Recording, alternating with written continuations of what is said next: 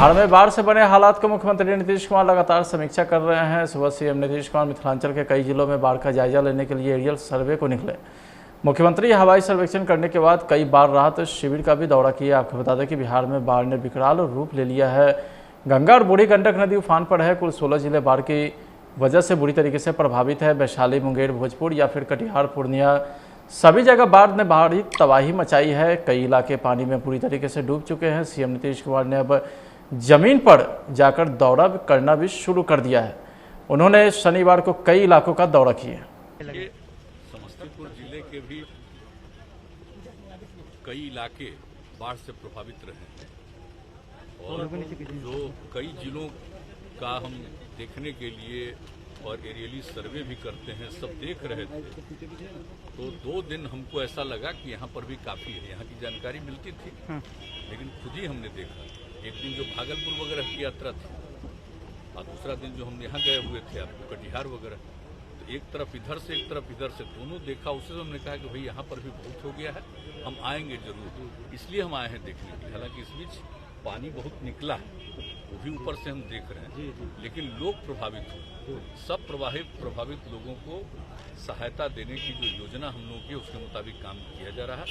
कि कहीं को वहाँ से हटा करके दूसरी जगह रखने का इंतजाम, कहीं भोजन का प्रबंध, लोगों के लिए अनाज का प्रबंध, और फिर आप जानते ही हैं कि प्रत्येक प्रभावित परिवार को हम लोग देते हैं, मदद करते हैं। 6,000 रुपया हर परिवार को देते हैं। तो कई जगहों पर आज हमने पूछा है, अनेक जगहों पर लोगों ने पैसा भी दे दिया है। तो हम एक एक चीज़ को देख रहे हैं। वैसे तो पटना से भी समीक्षा होती है एक एक चीज़ की, कहाँ क्या स्थिति है, लेकिन जो हमने खुद देखा था तो हमको लगा था कि नहीं, समस्तीपुर जिले में भी कई इलाका बहुत ज़्यादा प्रभावित है। इसलिए देखने आए। जैसा आज कहा कि आज थोड़ा घटा है, लेकिन फिर भी हमारी इच्छा थी आने की, देखने की, ताकि लोगों से समझ ले। सब लोगों ने बताया है कि नहीं, ठीक से भोजन चल रहा है, सब कुछ का इंतजाम है। वैसे हम पूछ भी लेते हैं कि किसी को अगर किसी ढंग की कठिनाई है या कहीं कोई इलाका उपेक्षित रह गया तो उन सबको देखना है। तो इसके लिए भी जानबूझ करके मुख्यमंत्री जी, ये नदी वाले क्षेत्र में तो बाढ़ है ही, लेकिन शहरी क्षेत्र में लोग 3 महीने से जल जमाव का सामना कर रहे हैं। जल कैदी बन गए। तो सब देख ही रहे हैं, वो तो एक अलग विषय है। लेकिन बाढ़ के दौरान जो स्थिति होती है वो दूसरी बात है, और बाकी समय दूसरी बात है। उसके लिए तो सारे नगर निकायों को कहा गया है कि हर तरह से उसको देखें। जब आप जानते हैं 19 में बुरी तरह आया था पटना में, उसके बाद ही हम लोगों ने मीटिंग करके हर जगह के लिए नियम बना दिया और उसके लिए जो भी राशि की जरूरत होगी राशि उपलब्ध कराई जाएगी।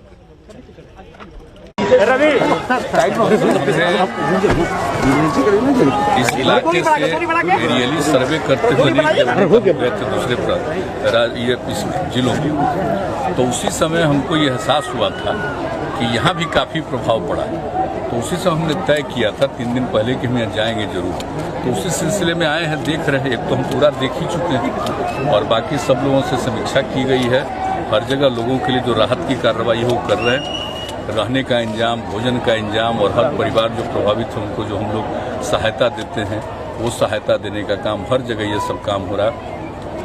पशुओं के देखभाल का भी काम, हर चीज़ हो रहा है। तो उसी को देखने के लिए ऊपर से तो हम देखते ही हैं एक एक चीज़ को, लेकिन उसके साथ साथ जगह जगह जा करके कि वहाँ किस तरह से लोग कर रहे हैं लोगों की सहायता, वो देखते हैं। तो अभी लोगों से भी बातचीत किया है। यहाँ भी इसके पहले भी 3 जगह गए, तो सब लोगों ने कहा कि नहीं, काम ठीक है। और कहीं किसी के बारे में कुछ जानकारी थी कि और कहीं पर कोई प्रभावित है, तो उसी समय डीएम ने को कहा, डीएम ने तुरंत कह दिया कि हम तत्काल उन लोगों से बातचीत करेंगे। अभी जा करके वहाँ के कुछ महिलाओं से बातचीत भी करेंगे। तो हर तरह से हम लोग देखते रहते हैं। और हर जगह आप जानते हैं प्रारंभ से ही सीएम केवल हवाई दौरा कर रहे हैं, जमीन पर कुछ दिख नहीं रहा है। तो जो कह रहे हैं ना 2007 से ही कि जो आपदा पीड़ित है उनका सबसे पहला अधिकार सरकार के खजाने पर है। इसे सबके लिए हर तरह की राहत का काम ये कर रहे हैं। तेजस्वी के टिप्पणी पर कुछ कहना चाहेंगे? उन्होंने टिप्पणी की है कि सीएम केवल हवाई दौरा कर रहे हैं, जमीनी हकीकत कुछ और है। कहाँ जानते, कैसे जानते हैं? ये पता नहीं आपको? अपने मीडिया के रोज पूछ लीजिए, हम कितनी जगह पर गए हैं और सब दिन जाते रहते हैं। कौन क्या कहता है हम उसको ध्यान नहीं देते। लेकिन ये मेरा काम है कि एक चीज को देखना, और जब भी कुछ बाढ़ की स्थिति होती है, कौन जानता है? पहले लोग आज तक बाढ़ के बारे में कुछ जाने हैं? पहले कुछ होता था कोई इसके लिए कोई बना हुआ नियम था? पहले कहाँ कुछ होता था? ये सब कुछ तो हम लोगों ने किया है 2007 से, और एक एक चीज किया तो करते ही हम हर बार देखते हैं, तो आपको बता ही दिया। बिहार के मुख्यमंत्री नीतीश कुमार जातिगत जनगणना के मुद्दे को लेकर के प्रधानमंत्री नरेंद्र मोदी से मुलाकात करने जा रहे हैं। 23 अगस्त को दिल्ली में पीएम मोदी से सीएम नीतीश और विपक्ष के नेता तेजस्वी यादव के साथ बिहार के 11 डेलीगेट मिलेंगे। इस प्रतिनिधिमंडल में पक्ष और विपक्ष के लगभग सभी पार्टी के नेता भी शामिल होंगे। वो लिस्ट सामने आ गई है जिसमें बिहार के 11 नेता के नाम शामिल है। यह नेता रक्षाबंधन के ठीक अगले दिन 23 अगस्त को सुबह 11 बजे प्रधानमंत्री नरेंद्र मोदी से मुलाकात करेंगे। प्रधानमंत्री नरेंद्र मोदी से मिलने वाले प्रतिनिधिमंडल में सीएम नीतीश और नेता प्रतिपक्ष तेजस्वी यादव के अलावा बिहार के संसदीय कार्य मंत्री विजय चौधरी भी शामिल होंगे। कांग्रेस के विधानमंडल दल के नेता अजीत शर्मा और भाकपा माले से महबूब आलम भी सीएम के साथ दिल्ली में मौजूद रहेंगे। अंतिम रूप से हो गया वो अगले सोमवार 23 तारीख को दिन में 11 बजे उनसे मिलना है, टाइम तय हो गया और मिलेंगे। उसमें से पहले से ही जो हमने पत्र भेजा था उसमें मिलने के इच्छुक जो एक समुदाय मिलेगा, समूह मिलेगा, उनकी सूची हम दे दिए थे। और फिर बीजेपी के भी लोग अभी नाम तय कर रहे हैं, वो दे देंगे, तो सब लोग जाकर के वहाँ पर मिलेंगे, वो अंतिम रूप से फिर भेज देंगे। तो ये तय हो गया मिलने का। आज राजभवन आए थे सर, कुछ खास यहाँ आपकी बात होती है नहीं, कभी कभी कोई जरूरत होता है तो कुछ दिन के बाद आपको यहाँ से नोटिफिकेशन हो जाएगा। वो जो बात होती है ना, कंसल्टेशन होता है, बातचीत होती है, जो अपॉइंटमेंट्स होते हैं ना वाइस चांसलर वगैरह का, वाइस चांसलर का, उसमें एक विचार विमर्श करें, तो वही विचार विमर्श के लिए बुलाया गया। आरजेडी में बड़ा आपस में खटास पैदा हो गया है, बड़ा युद्ध छिड़ा हुआ है। किसी भी पार्टी का इंटरनल क्या है वो उनका इशू है, उसमें हमको कभी कोई इन सब विषयों पर हम न ध्यान देते हैं न कोई प्रतिक्रिया। जदुराम सिंह इतने पुराने नेता है, उनको कहा जा रहा है कि उनकी औकात क्या है, ऐसे बताई जा रही है। तो पार्टी के अंदर किसी के बारे में बोलता है तो उनके अंदर की बात है, उसमें हमारी कोई प्रतिक्रिया नहीं। सर तेजस्वी जी भी जाएंगे आपके साथ, पीएम से मीटिंग करने तेजस्वी जी भी जाएंगे आपके साथ? हाँ, जितने विपक्षी नेता हैं तो है ही। तो आप जानते नहीं हो, तो वही लोग ना मिले थे सबसे पहले, हाउस चल रहा था तो उन्हीं लोगों ने सजेस्ट किया था ना तेजस्वी जी के साथ, और उनके पूरे जो अपोजिशन के सभी लीडर्स थे, सब लोग मिले थे और उन लोगों ने ये बात कहा। हमने कहा कि नहीं बिल्कुल ठीक है, प्रस्ताव मिलना चाहिए और अन्य पार्टी के लोगों से भी हम लोग बातचीत कर लेते हैं, तो इसको भेजेंगे। और वही उसके बाद भेज दिए थे हम लोग। ये तो हुआ ही, उनको जाना ही है, सूचना भी दे दी चुकी है, सबको जानकारी दे दी गई कि जो खबर आई है। तो कल देर रात में करीब सूचना आई थी अंतिम, तो उसके बाद सब लोगों को सूचना दे दी गई। बीजेपी के लोग भी रहेंगे सर? हाँ भाई बिल्कुल, आज भी बात हुई है, तो अभी नाम देने वाले हैं। ठीक सर।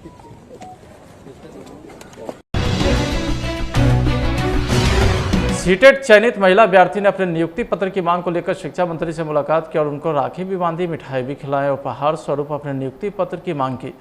शिक्षा मंत्री से मिलने के बाद उन्होंने मीडिया से बातचीत में बताया कि हमें यह उम्मीद है कि शिक्षा मंत्री ने राखी बंधवाने के बाद जो अपनी बहन को आश्वासन दिए हैं वह झूठा साबित नहीं होगा, क्योंकि रक्षाबंधन पर भाई जो बहन को आश्वासन देता है वह कभी गलत नहीं होता है।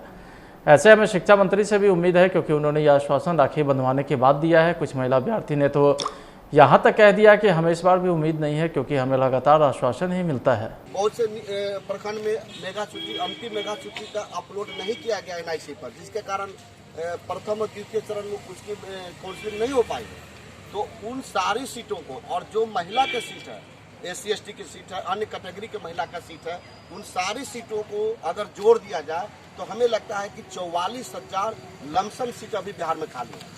और जो 44,000 सीट पर अगर सरकार सहानुभूतिपूर्वक विचार करके अगर काम करे तो हमें लगता है कि सबकी बहाली हो जाएगी और सब लोग खुशहाल, उनका जीवन हो जाएगा, रोजी रोटी का पालन होगा। तो मैं तो माननीय शिक्षा मंत्री जी से ये कहना चाहता हूँ कि बिल्कुल आपके कार्य पर हम लोग को कोई आपत्ति नहीं है। आपने बहुत ही काफ़ी इंटरेस्टेड होकर के, काफ़ी तत्पर होकर के, काफ़ी सजग होकर के आप हमारे लिए काम कर रहे हैं। मैं आपको इसके लिए धन्यवाद करता हूँ। लेकिन सर दो चीज़ें अभी रह गई है लास्ट में। एक है प्रथम और द्वितीय चरण की जो नियुक्ति पत्र है उसका डिस्ट्रीब्यूशन करें, हमें स्कूल में सेवा करने का मौका दिया जाए। और आपको पता होगा कि 5 सितंबर शिक्षक दिवस का सम्मान दिवस होता है, उस दिवस के पहले हम लोगों को स्कूल में योगदान कराने की कृपा की जाए। उसके बाद 3rd चरण की काउंसलिंग का डेट जल्द से जल्द इशू किया जाए, ताकि हमारे जो भाई बंधु जिनका मेगा अंक बिल्कुल ही निम्न है, वो काफ़ी प्रताड़ित हो चुके हैं, उनको भी मौका मिले और वो भी स्कूल में योगदान करने के लिए तैयार है। तो मैं एक बार पुनः जो आप लोग भिन्न जिला से आई हुई हैं महिलाएं, आज रक्षाबंधन, कल रक्षाबंधन है, लेकिन रक्षाबंधन आज ही हम लोग शिक्षा मंत्री जी को राखी देकर के आप लोगों ने जो सम्मान दिया है, मैं आप लोगों को सभी लोगों को भिन्न जिला से आई हुई जो हमारे महिला चयनित अभ्यर्थियों को मैं बहुत बहुत धन्यवाद करता हूं और उनका मैं शुक्र। शिक्षा मंत्री से क्या आश्वासन मिला? रक्षाबंधन के एक दिन पहले आप लोग राखी लेके गई थी, इसका उद्देश्य क्या है? शिक्षा मंत्री को आप लोग किस तरीके से प्रदर्शन किए? हम लोग जो शिक्षा मंत्री जी से मिले, हम लोग का मेन उद्देश्य यही था कि हम लोगों को नियुक्ति पत्र दिया जाए और 3rd फेज की काउंसलिंग जल्द से जल्द उसका डेट रिलीज करवाया जाए, ताकि जो भी अभ्यर्थी, जो भी भाई बहन अभी अचयनित हैं और वो बहुत डिप्रेस हैं, उसको उनका भी चयन हो जाए। जैसा कि हम लोगों को बताया गया था कि 15 अगस्त के दिन ही हम लोगों को नियुक्ति पत्र दे दिया जाएगा और हम लोग 15 अगस्त में झंडा फहराने में, झंडोत्तोलन में शामिल होंगे। कितने साल से आश्वासन मिल रहा है? आश्वासन हम लोगों को 5 साल से मिल रहा है, लेकिन अभी तक नियुक्ति पत्र नहीं मिला है। कोविड में आप लोग तो मान के चलिए कि स्कूल बंद था, लेकिन अभी तो स्कूल खुल गया, फिर भी उसके बावजूद भी कई ऐसे स्कूल हैं जिसमें शिक्षक की कमी है। जी हाँ, बहुत सारे ऐसे स्कूल हैं जहाँ बच्चे हैं लेकिन शिक्षक नदारद है वहाँ। तो मैं माननीय शिक्षा मंत्री जी से कहना चाहूँगी कि वो उन बच्चों के भविष्य के साथ खिलवाड़ कर रहे हैं जो वो स्कूल तो आ रहे हैं लेकिन वहाँ पढ़ाने के लिए शिक्षक नहीं है। जब अब कोविड के बाद स्कूल खुल चुका है तो हम जो 1st राउंड और 2nd राउंड की जो काउंसलिंग हो चुकी है, उन चयनित अभ्यर्थियों को वो नियुक्ति पत्र दे के उनको योगदान स्कूल में कराए, ताकि जो बच्चे अभी स्कूल आ रहे हैं और शिक्षक के अभाव में उनकी पढ़ाई पूरी नहीं हो पा रही है, उन बच्चों को शिक्षा दी जाए और वो उनके उज्जवल भविष्य के बारे में शिक्षा मंत्री को एक बार जरूर सोचना होगा। Thank you. आज जो आप लोग यहाँ शिक्षा मंत्री के आवास पे आए हैं, आप लोग का क्या मेन मांग था और किस लिए आए हैं और कितना मैंने आप लोग का मांग का जो हुआ है वो बताइए इसके बारे में कुछ। हम लोग इस पर्पज से आए थे, सभी हमारी महिला साथी जो है इतने दूर दराज से आई हुई थी क्योंकि कल रक्षाबंधन का त्यौहार है। तो हम लोग एक मुहिम चलाए कि रक्षाबंधन के त्यौहार में हम लोग शिक्षा मंत्री जी को राखी बांध करके और उपहार स्वरूप नियुक्ति पत्र का मांग करें और 3rd फेज की काउंसलिंग का मांग करें।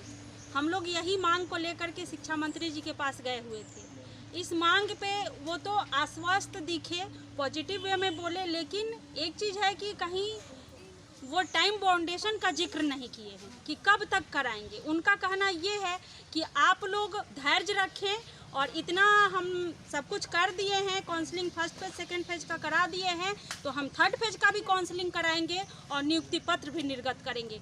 हम आप लोग को जितना हड़बड़ी है उससे ज़्यादा कहीं हमको हड़बड़ी है कि हम आप लोग को स्कूल में भेज दें।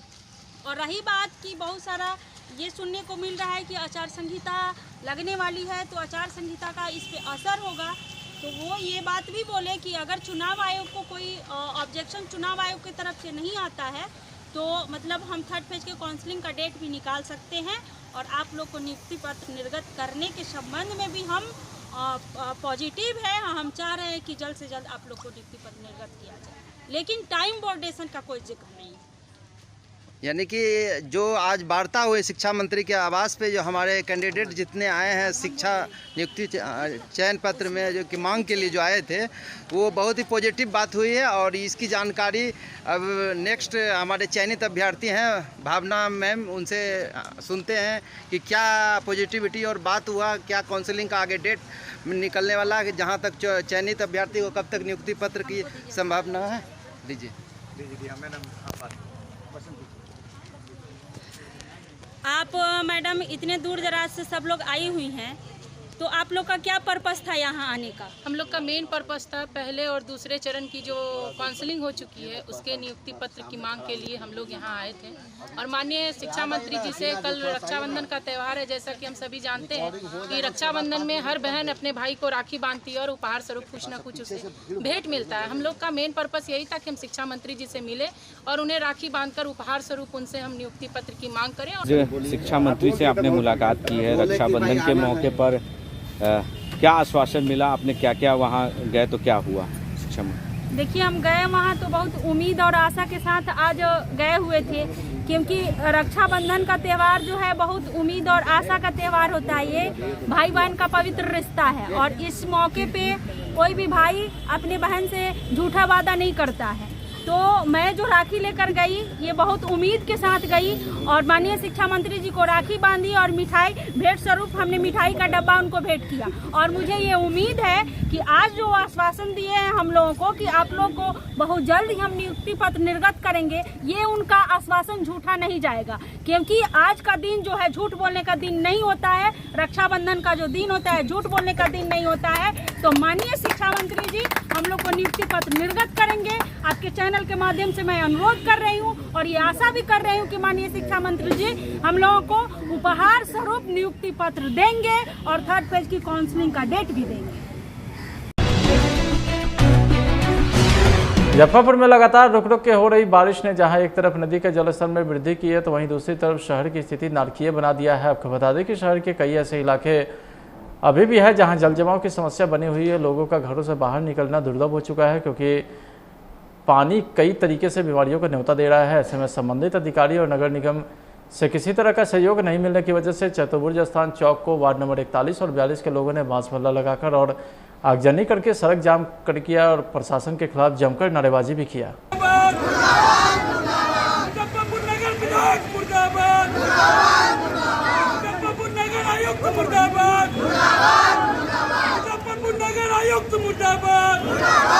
पानी हो रहा है 6 महीना साल भर से पानी कंटिन्यू, और बरसात में हर साल ही यही होता है कि बरसात आया पानी 6 महीना साल भर कंटिन्यू लगा रह जाता है, नहीं निकलता है, ना निकलता है। अब घर निकला भी थोड़ा बहुत पानी बरसात तुरंत फिर वो लेबर 3 फीट 4 फीट पानी रहता है।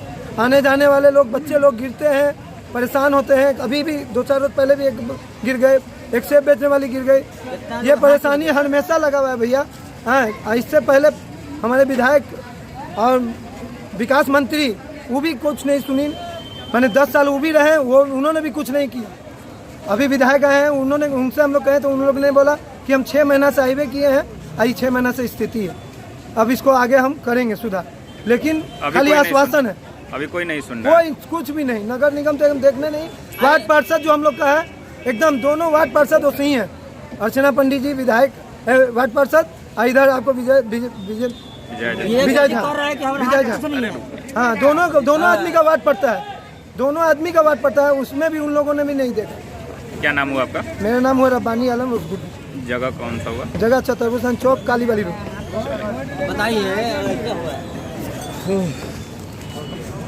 सरकार को बदनाम करने के लिए यहाँ मुजफ्फरपुर में साजिश चल रहा है। पिछले 20 वर्षों से मुजफ्फरपुर नगर निगम में महापौर किसका है आप मालूम कर सकते हैं, ठीक है। अच्छा, बोलने का मतलब है कि किसी दुकान का फीता काटने में इनका तबीयत नहीं खराब है, माननीय नगर विधायक महोदय का, ठीक है। और क्या बोलते हैं, झंडा तोलन भी यहाँ कालीबाड़ी रोड में, उसका भी वीडियो है हम लोग के पास, ठीक है। वो भी झंडा तोलन करने आए तो पैजामा उठा के झंडा तोलन किए और यहाँ के समस्याओं का कोई समाधान मतलब आए देख के गए, लेकिन इसका कोई बात उनको समझ में नहीं आया। मालूम क्यों नहीं? ये पिछले 10 वर्षों का सजा दे रहे हैं, यहाँ के लोग का वोट लेके यहाँ के लोग को क्या सुविधा के नाम पे आज तक दिए हैं, और यहाँ का लोग एक मुश्त उनको वोट देता है। पिछले विधानसभा चुनाव में तो हम यहाँ थे भी नहीं और न हम किसी भाई को बोलने गए कि आप किसको वोट दीजिएगा।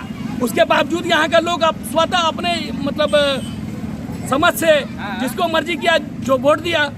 और आज मान लीजिए आप नगर निगम के किंग मेकर हैं और उसके बावजूद लगातार हम लोग इतना मतलब रोड जाम कर रहे हैं। अपनी बात प्रिंट मीडिया और इलेक्ट्रॉनिक मीडिया के माध्यम से सभी लोग को, जिला में सभी लोग को जानकारी है, ऐसा नहीं कि किसी को जानकारी नहीं है, लेकिन जानकारी होने के बावजूद आप क्या कर रहे हैं मुजफ्फरपुर शहर के लिए? भैया देख लीजिए, आप क्या कर रहे हैं मुजफ्फरपुर शहर के लिए, ये तो बताना पड़ेगा ना। अच्छा, विपक्ष के जितने भी विधायक हैं, अभी 2-3 दिन पहले अभी शांति समिति का जिला शांति समिति का बैठक हुआ था, तो उसमें मीनापुर के माननीय विधायक थे, गायघाट के माननीय विधायक थे और मुजफ्फरपुर के विधायक थे। तो इन लोग का वो था कि लोग बोलते थे कि 6 महीना अभी और चाहिए। सीएम नीतीश कुमार की जनता दल यूनाइटेड राष्ट्रीय परिषद की बैठक 29 अगस्त को पटना में होने वाली है। इसके पहले पार्टी के राष्ट्रीय पदाधिकारी की बैठक 28 अगस्त को होगी। पार्टी में कई स्तरों पर बदलाव भी हुए हैं, इस कारण बैठक का दृश्य भी कुछ बदला दिखने वाला है। दरअसल राष्ट्रीय पदाधिकारी की बैठक में उपेंद्र कुशवाहा विशेष रूप से मौजूद रहेंगे। इस पर वह जदयू संसदीय बोर्ड के राष्ट्रीय अध्यक्ष के रूप में बैठक में शामिल होंगे। राष्ट्रीय अध्यक्ष के रूप में राजीव रंजन सिंह उर्फ ललन सिंह इस बैठक की अध्यक्षता करेंगे। तो वहीं 29 को होने वाली राष्ट्रीय परिषद की बैठक में मुख्यमंत्री नीतीश कुमार और केंद्रीय मंत्री आरसीपी सिंह भी मौजूद रहेंगे। जदयू के राष्ट्रीय महासचिव आफक अहमद के अनुसार राष्ट्रीय परिषद की बैठक में उन निर्णय पर मुहर लगेगी जो 31 जुलाई को दिल्ली में हुई पार्टी के राष्ट्रीय कार्यकारिणी की बैठक में लिए गए थे। बिहार में अभी भी बाढ़ से हालात बने हुए हैं। कई नदी के जलस्तर में कमी देखी जा रही है, लेकिन अभी भी राज्य के 16 जिलों में बाढ़ का तांडव जारी है। अभी तक राज्य में बाढ़ से करीब 37 लाख लोग प्रभावित हुए हैं। वैसे आपदा प्रबंधन विभाग ने बाढ़ प्रभावित इलाकों में राहत और बचाव कार्य चला रहा है। आपदा विभाग के अनुसार राज्य के 16 जिलों के 100 प्रखंड की कुल 719 पंचायत बाढ़ से आंशिक या पूर्ण रूप से प्रभावित है। बिहार के पटना, वैशाली, भोजपुर, लखीसराय, समस्तीपुर, पूर्णिया, सारण, बक्सर, भागलपुर और सीमांचल इलाके में बाढ़ का कहर देखने को मिल रहा है। भले ही गंगा के जलस्तर में कमी आ रही हो, लेकिन मौसम विभाग ने चेतावनी दी है कि फिर से आपदा प्रबंधन विभाग की चुनौती बढ़ सकती है। मौसम विभाग ने अगले 48 घंटे के लिए उत्तर पूर्वी और मध्य बिहार में मध्यम से भारी बारिश की चेतावनी भी जारी की है।